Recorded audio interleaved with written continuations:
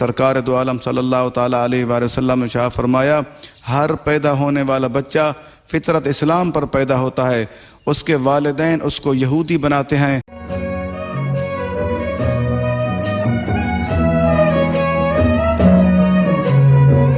بسم اللہ الرحمن الرحیم۔ السلام علیکم ورحمۃ اللہ وبرکاتہ۔ آج رمضان شریف کا 11واں روزہ ہے۔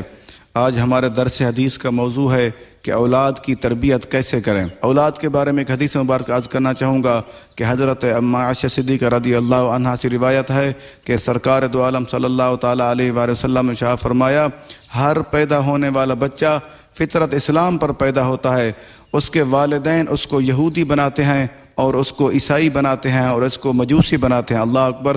دیکھو ہمیں اس چیز پہ غور کر لینا چاہیے، کیونکہ جتنے بچے پیدا ہوتے ہیں وہ فطرت اسلام پر پیدا ہوتے ہیں، کیونکہ اگر کسی کافر کے گھر میں بچہ پیدا ہوتا ہے وہ بھی فطرت اسلام پر پیدا ہوتا ہے، اور کسی عیسائی کے گھر میں پیدا ہو رہا ہے وہ بھی فطرت اسلام پر پیدا ہوتا ہے، اور اگر کسی مسلمان کے گھر میں پیدا ہو رہا ہے وہ بھی فطرت اسلام پر پیدا ہوتا ہے۔ اس کا مطلب یہ ہے کہ ہماری جیسے عادات ہوں گی، ہم پہلی چیز یہ چیز سوچ لیں، جب کسی کے بچے پیدا ہونے والے ہوں یا کوئی بندہ شادی کرے، اس کو چاہیے کہ اپنی عادات کو پہلے ٹھیک کرے، کیونکہ بچہ جب بھی آنکھ کھولتا ہے جیسے بھی جس گھر میں، وہ سب سے پہلے اپنے والدین کو دیکھتا ہے، اور اس کے بعد معاشرے میں تو جب بڑا ہوتا ہے اس کے بعد جاتا ہے، اس کے اندر پہلی عادات وہی آ جاتی ہے۔ اس کا مطلب یہ ہے کہ جب ہم خود اپنے آپ کو اسلام کے طریقے والا بنا لیں گے، پھر ہمارے بچوں کی تربیت صحیح ہوگی۔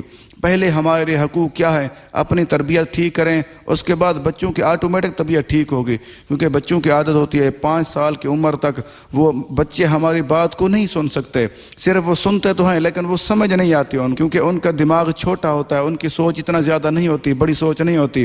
جب وہ 7 سال کی عمر تقریباً پہنچتے ہیں پھر ان کو باتیں سمجھ آتی ہیں، پہلے وہ نہیں سمجھ سکتے، کیونکہ وہ ہمارے کردار، ہماری چیزوں کو دیکھ رہے ہوتے ہیں۔ جو چیزیں ہم سے سنتے ہیں یا دیکھتے ہیں وہ ان کے ذہن میں کاپی ہو رہا ہوتا ہے، ان کے ذہن میں فیڈ ہو رہا ہوتا ہے، وہ سیو ہو جاتی ہیں چیزیں، وہ نہیں نکلتی، ان کا ویسا کردار بن جاتا ہے۔